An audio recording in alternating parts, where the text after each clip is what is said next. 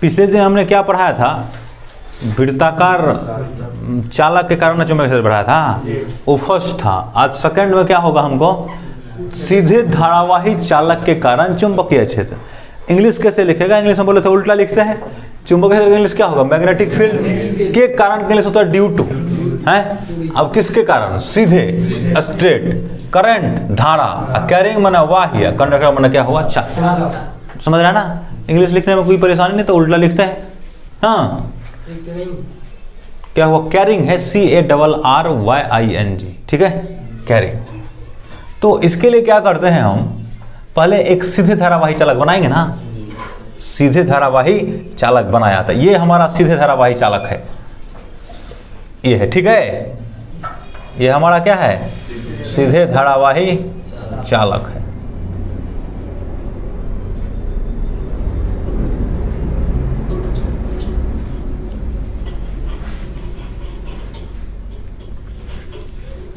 इससे लंबवत दूरी कितना पर, A पर, लंबवत दूरी A पर एक बिंदु P है। यहां पर हमको चुंबकीय क्षेत्र का मान ज्ञात करना है, कहां पर, P पर, ठीक है ना। तो देखो इसके लिए अब क्या करेगा, यहां से इसको मिला देगा, यहां से इसको मिला देगा, यहां से, ठीक है, थोड़ा सा इधर हो गया।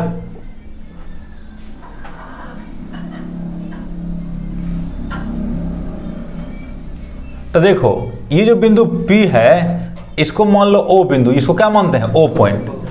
तो O से P की दूरी को क्या कहा, A। लंबवत ये हो, ये है लंबवत है, 90 डिग्री कोण पर है, ये ऐसे टेढ़ा नहीं है, तिरछा नहीं है, नहीं, कितना कोण पर है, 90 के कोण। अब इसको देखो, इस कोण को मान लेते हैं φ1, इसको क्या मान लेते हैं, इस कोण को मान लेते हैं कितना, φ2, मानना पड़ेगा ना। कहीं कहीं तुम देखेगा अल्फा बीटा लिखा हुआ रहेगा, क्या देखेगा, अल्फा बीटा लिखा रहेगा, ठीक है।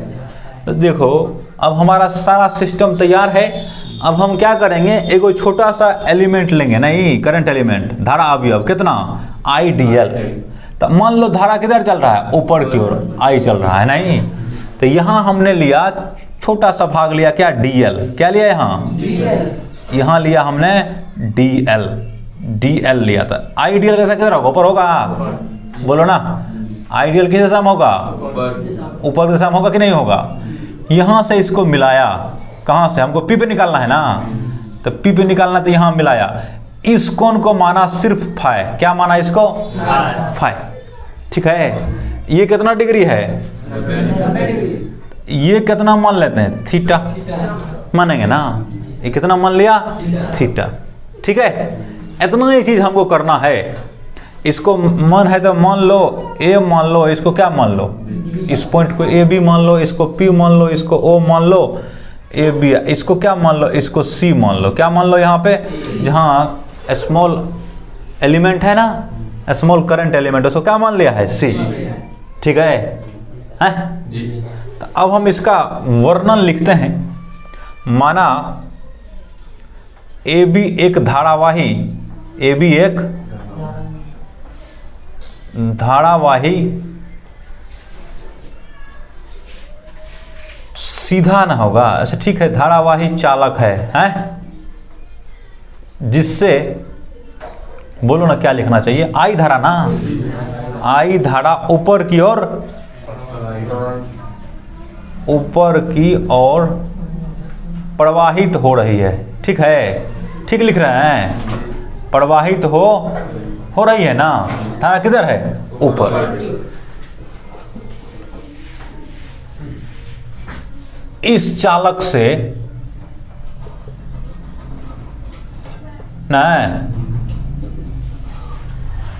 लंबवत दूरी, लंबवत दूरी कहां से, बिंदु O से, कहां से,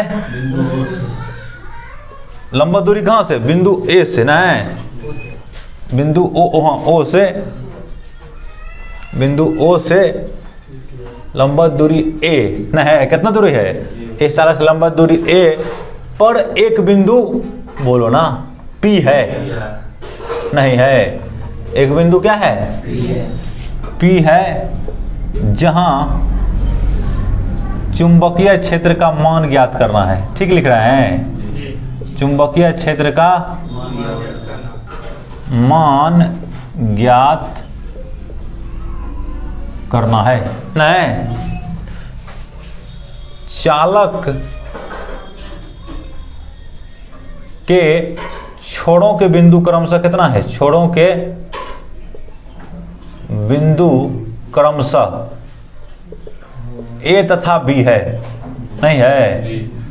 ए तथा ए बी होगा ना छोरों का बिंदु, छोरों का बिंदु ए तथा बी है। साथ ही बिंदु ए तथा बिंदु बी, बिंदु तथा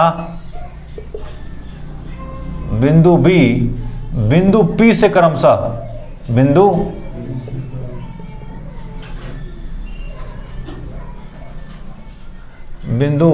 पी से मिलाने वाली रेखा, तो पी से मिलाने वाली रेखा ना होगा, तथा ओपी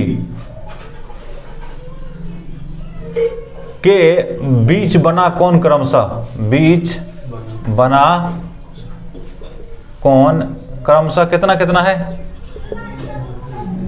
देखो इसको कर दो अल्फा 2 अथी, हाँ इसको अल्फा, नीचे वाला को अल्फा 1 रहने दो, फाइ 1 अल्फा नहीं, फाइ 1 है ना। तो ए से जो कोण बनाया कितना बना रहा है? फाइ 1। तो क्रमशः कितना है? फाइ 1 तथा फाइ 2 है। ठीक है ना? फाइ 1 तथा क्या है? फाइ 2। सब कुछ लिख दिया? नहीं। अब एक चीज बस क्या लिखने के लिए कि हाँ स्मॉल एलिमेंट आइडियल वेक्टर न, तथा आर वेक्टर, आर वेक्टर यही होगा ना, इधर होगा ना आर वेक्टर के बीच का कोण कितना है? थीटा है। अल्पांश तथा आर वेक्टर नहीं जी के बीच कोण कितना है? बीच कोण थीटा है? ठीक है?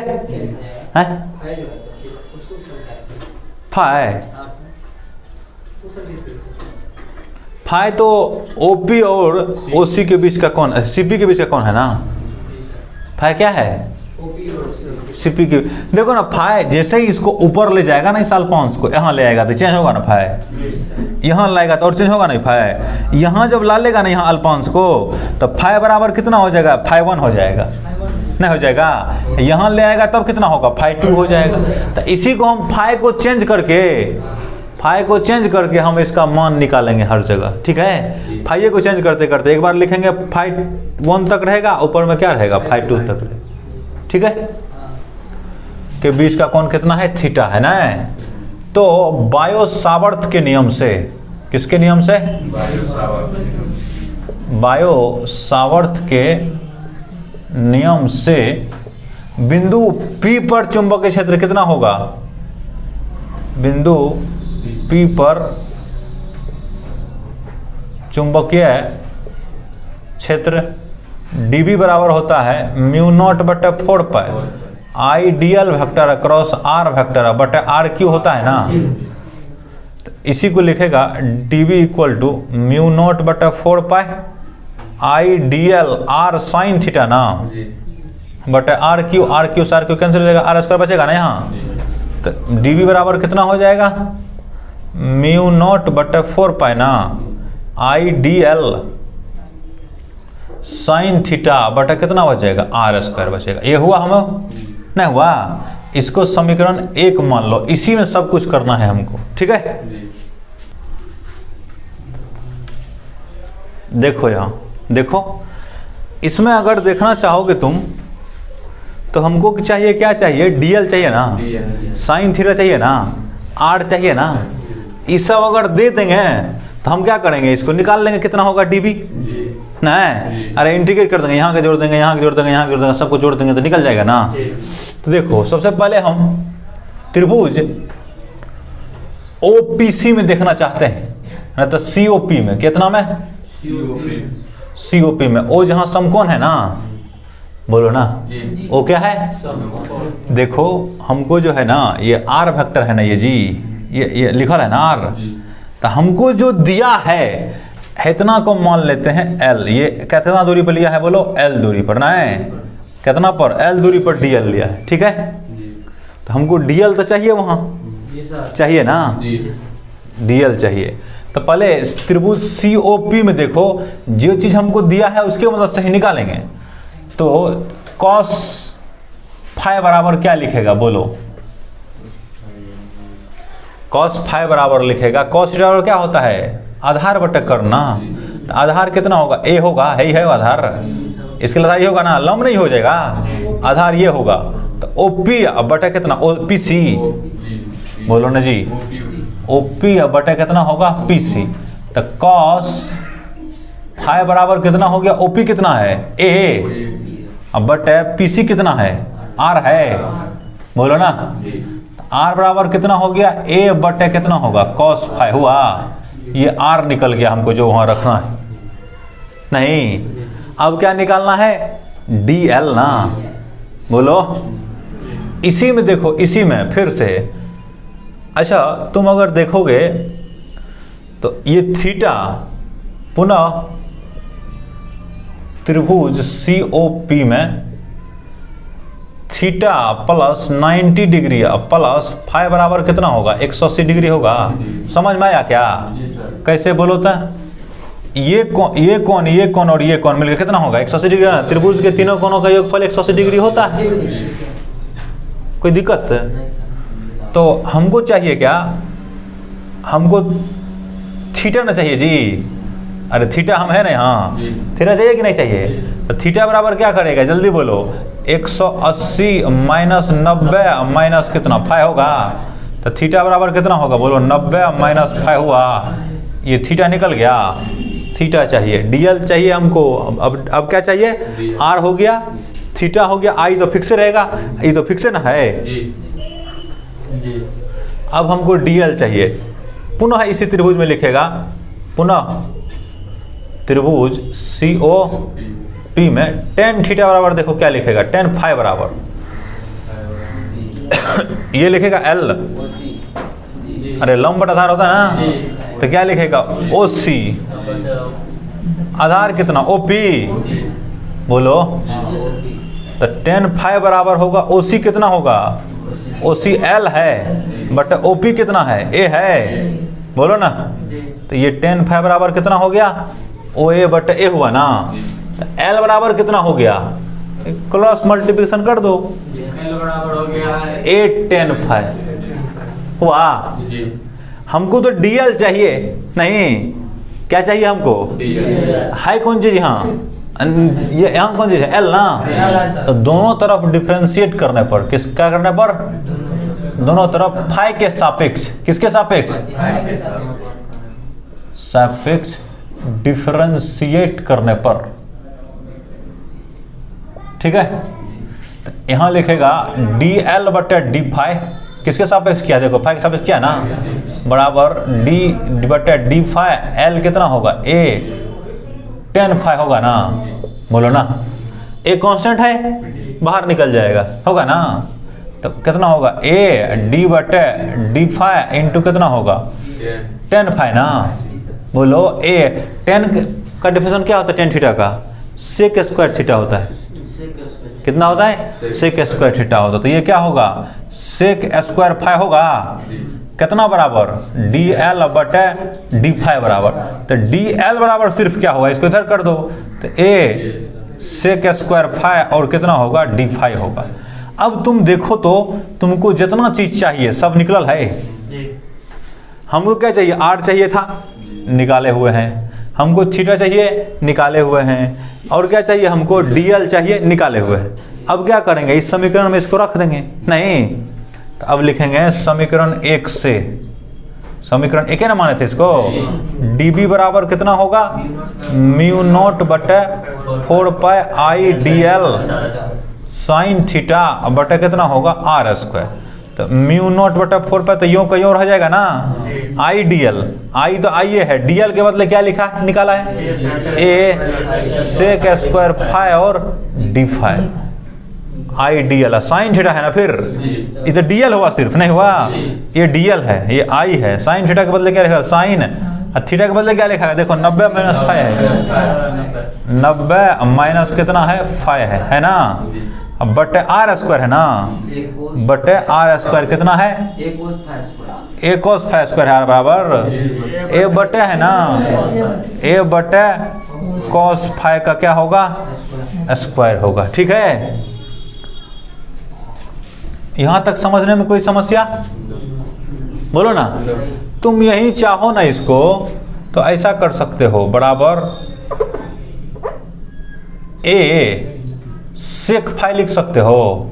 अरे कॉस का उल्टा क्या होता है, सेक नहीं होता है जी, 1 बटा कॉस थीटा और कितना होगा, सेक थीटा होगा। तो यहाँ इन है, क्या हुआ, कुछ कोई दिक्कत है। अब देखो इसके बराबर लिख दो म्यू नॉट बटा 4 पाई, आई है ये है ए sec square phi d phi ना, बोलो ना, इंटू साइन 90 माइनस थीटा क्या होगा, कॉस फाई होगा, बटे ये देखो ए स्क्वायर करेगा ना, अब बटे सेक कॉस स्क्वायर फाई ना, ए स्क्वायर कॉस का उल्टा क्या होगा, सेक स्क्वायर फाई होगा। तो यहाँ क्या लिखेगा, ए स्क्वायर इंटू कितना होगा, सेक स्क्वायर फाई होगा, इकट्ठा इससे, ए से एगो कट गया, बोलो ना, तो म्यू नॉट बटे 4 पाई, नहीं ए भी एगो बच गया नीचा में, नीचा में क्या बचा, ए बचा। ठीक है, आई पहले कॉस फाई लिख देगा, आई इंटू कॉस फाई और क्या लिखेगा, डी फाई, है ना बच्चा जी, हो गया ना, ये कितना बराबर हो गया, डी भी बराबर। ठीक है ना, अब इसका क्या करना है, इंटीग्रेशन कर देना है। ठीक है, डी भी बराबर कितना निकला, म्यू नॉट बटा 4 पाई, ए कर दे के साथ, हाँ क्या हुआ है, आई यू ए के साथ कर देते हैं क्या, कॉस फाई और कितना, देखो ये फाई हमने रख लिया नहीं जी, अब ये फाई ही चेंज करेगा ना, इस आई डी एल को ऊपर ले जाएगा आई को, तो फाई घटेगा, चेंज होगा, मेरा मतलब है क्या होगा, चेंज होगा नहीं।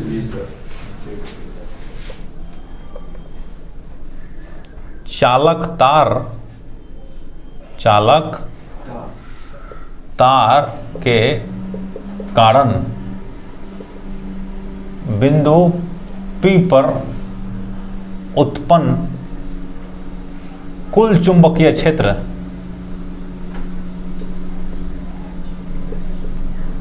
B बराबर क्या करेगा, इंटीग्रेशन कर देगा किसका, dB का। इंटीग्रेशन का मतलब हमने बोला था कि जोड़ना होता है ना, तो dB dB dB dB सब करके जोड़ दिया तो मिल जाएगा। अच्छा एक चीज देखो, dB B वेक्टर है ना, अरे B चुंबकीय सदिश है ना, तो इसका दिशा थोड़ा बताओ हमको किधर होगा, तो आई डी एल ऊपर, आर इधर, तो I D L cross R अंदर, तो यहाँ इसका बताओ, इसका भी आर इधर, आईडीएल ऊपर, आईडीएल क्रॉस आर अंदर, मतलब पूरा तार के कारण इस साइड में होगा, अंदर ही होगा। पीछे तो बताया भी था एक दिन, इस साइड करेगा तो बाहर हो जाएगा, इस साइड करेगा तो अंदर हो जाएगा, हाँ याद आया, बताया था ना। तो यहाँ तो आप जोड़ सकते हैं डायरेक्ट, सारे एक दिशा में है, सारे बल एक दिशा में, तो डायरेक्ट उसको जोड़ दो मान को। अगर उल्टा दिशा में हो बल, नहीं समझ रहे हमारी बात, जैसे ये वस्तु है, इस पे 5 को बल लग रहा है एक दिशा में, तो क्या करेगा, सबको जोड़ना ही पड़ेगा ना। अगर एक उल्टा लग जाए तब होगा क्या ना, घटाना पड़ेगा ना, इस सब को जोड़ना पड़ेगा, इसको उसमें से घटाना पड़ेगा, तो वही बात है। अभी तो सब फील्ड क्या है, अंदर है ना, लंबवत है तल के, तो उसको क्या करना, डायरेक्ट जोड़ सकते हैं, घटाने की कोई बात नहीं है। डीबी को लेना है, लेकिन कहां से कहां लेना है, बोलो ए से कहां तक, बी तक ना। ए में देखो कौन कितना है, बोलो अल्फा 1 है ना, तो यहां लेते हैं -φ1, यहां क्या लेते हैं φ2, निचला वाला कोई क्या लेंगे -φ1, ऊपर का वाला को क्या लेंगे φ2। ठीक है, हाँ अपर लिमिट है, इसको क्या बोलते हैं, लोअर लिमिट, पढ़े थे। तो इंटीग्रेशन -φ1 और कितना होगा φ2। dv का मान बोलो, है वह ऊपर में लिखा हुआ μ0I/4πa इंटू cos φ d φ नहीं है, ये सब कांस्टेंट है ना, इतना क्या है कांस्टेंट है, तो बाहर निकाल दो। तो μ0/4πa ना, इंटीग्रेशन कितना cos φ d φ -φ1 से कहाँ तक φ2 तक। आई छूट गया, अच्छा दे दो आई, हाँ ठीक है। अब cos φ का इंटीग्रेशन बताओ, cos φ d φ का साइन होता है, देखो d/dx sin x का डिफरेंशियल कितना होता है, जल्दी बोलो, cos x। तो इसका उल्टा होता है, डिफरेंशियल इंटीग्रेशन का उल्टा है, या इंटीग्रेशन डिफरेंशियल का उल्टा है। तो अब जो करेगा d/dx cos x करेगा ना, उल्टा हो गया, ऐसा होता है ना। तो इंटीग्रेशन cos x dx बराबर क्या होता है, sin x होता है प्लस c, ऐसा होता है, ठीक है।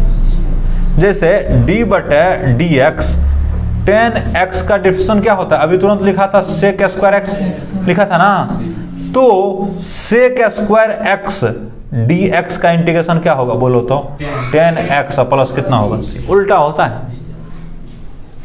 sin x का डिफरेंशियल cos x, तो cos x का इंटीग्रेशन क्या, sin। tan x का डिफरेंशियल sec² x, तो sec² x का इंटीग्रेशन कितना, tan x। c क्या पूछ रहा है, c छोड़ो, इंटीग्रेशन जब आएगा ना तो उस समय हम समझा देंगे, अभी समझाना थोड़ा महंगा पड़ जाएगा कि बहुत लंबा टाइम लगेगा। तुम याद रखना कि इंटीग्रेशन जब करते हैं तो उसमें क्या लगाते हैं, समझ लो जल्दी समझना। लेकिन जैसे d/dx sin x प्लस 5 बराबर कितना होगा बोलो तो जल्दी। तो sin x का क्या होगा, अलग अलग करेगा ना, तो d/dx sin x plus d/dx 5, ये कितना होगा बोलो, cos x होगा, ये कितना होगा, 0 होगा। क्यों 0 होगा बोलो, होता है कांस्टेंट है, अचर है, उसका डिफरेंशियल क्या होता है, 0। अब इसी में समझ जाएगा, वैसे तो ग्राफ खींचते हैं। अब देखो sin x प्लस cos का इंटीग्रेशन डिफरेंशियल कितना निकला, cos x, तो cos x का इंटीग्रेशन कितना होगा, लेकिन देखो गड़बड़ी ये है कि cos x निकला है किसका डिफरेंशियल से, sin x प्लस 5 की डिफरेंशियल से। साइनो x से डिफरेंशियल करेगा तो क्या निकलेगा, cos x निकलेगा। तो इसका हमको पता नहीं रहता है, तो एगो इसलिए क्या लगा देते हैं, c लगा देते हैं, समझा तुम। sin x प्लस c का 5 का डिफरेंशियल हुआ था cos x, बोलो ना, कितना का, 5 का, sin x प्लस 5 का। तो यहाँ क्या लिखना चाहिए था, sin x प्लस 5 लिखना चाहिए ना, अभी दिख रहा है जो। तो ये हमको पता नहीं रहता है जो किसके कारण इसका इंटीग्रेशन आया होगा, इसलिए उसमें क्या लगा देता है, c। अब बात समझे, यहाँ ये कांस्टेंट तो इसमें डिफरेंशियल में 0 हो जाता है, लेकिन कांस्टेंट तो रहता है ना।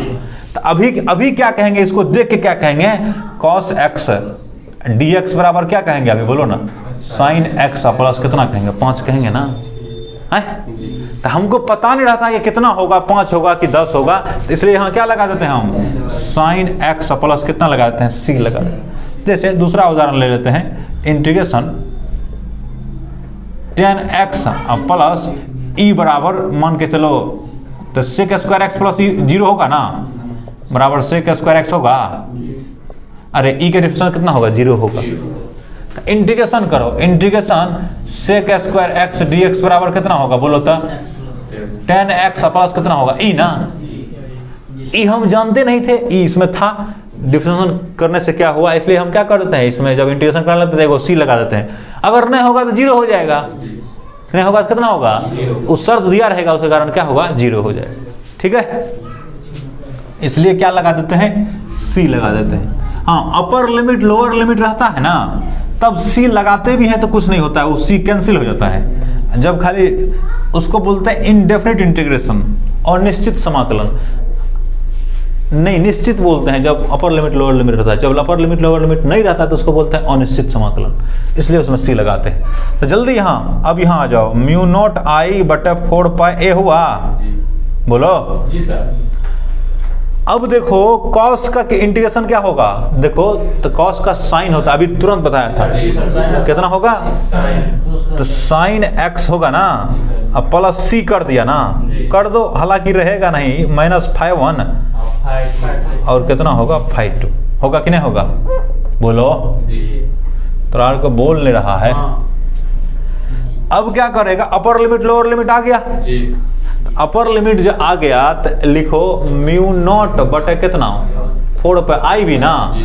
अब एक बार अपर लिमिट रख दो, एक बार लोअर लिमिट रख दो, तो अपर लिमिट रखो कितना होगा, तो साइन x के बदले क्या रखेगा, x के बदले रखेगा 5 प्लस c होगा माइनस साइन -5 ना, बोलो ना, अब प्लस कितना होगा c ना, अभी यहाँ मिडिल कोस्ट देना पड़ेगा और यहाँ बड़ा कोस्ट देना पड़ेगा, नहीं क्या हुआ 4 पाई a, ठीक है, म्यू नॉट आई बटे 4 पाई a हुआ इनटू नहीं क्या होगा sine 5 plus c minus minus ना होगा, माइनस माइनस प्लस हो जाएगा सर जी, तो प्लस कर दें के बार, प्लस कितना होगा साइन 5 ना, माइनस प्लस माइनस ना हो जाएगा जी, इससे ही कैंसिल हो गया, प्लस सी माइनस सी, तो क्या आ गया म्यू नॉट आई बटे 4 पाई a साइन 5 प्लस कितना हो गया साइन नहीं हुआ, यही तुमको याद रखना है, किसका होगा, बी का होगा। कोई सीधा धारावाही चालक तार है, उसका एक छोर ए है, दूसरा छोर बी है, अगर वो अल्फा φ1 तथा φ2 को बना रहा है तो उसका जो चुंबकीय क्षेत्र कितना होगा, ये जो लंबा दूरी होता है उस पी बिंदु का ए है ना, आया है ना, कितना धारा प्रवाहित हो रहा है वो, और क्या करना, दोनों कोण को साइन लगा के क्या कर देना है, जोड़ देना। दूसरा एक एग्जाम्पल देते हैं, जैसे यहाँ ले लो, यहाँ ले लो, ठीक है, ये दूरी कितना है d है, कितना दूरी मान लिया d, लंबा दूरी यहाँ से कितना माना है d, ठीक है, ये जो कोण बना रहा है ना ये, इसका नाम है मान कर लो θ1, क्या मान है, ऐसा नहीं करते हैं, अल्फा करते हैं, इसका नाम क्या कर दिया, नीचे वाला का अल्फा, ऊपर वाला क्या कर दिया बीटा, बीटा बीटा, ठीक है ना।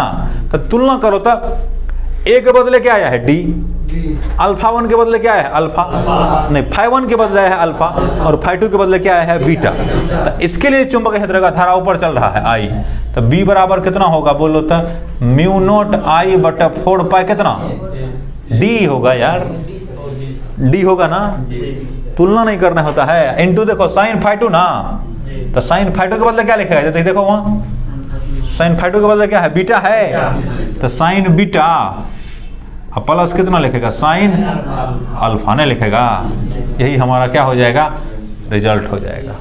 के समझ में आया कि नहीं आया।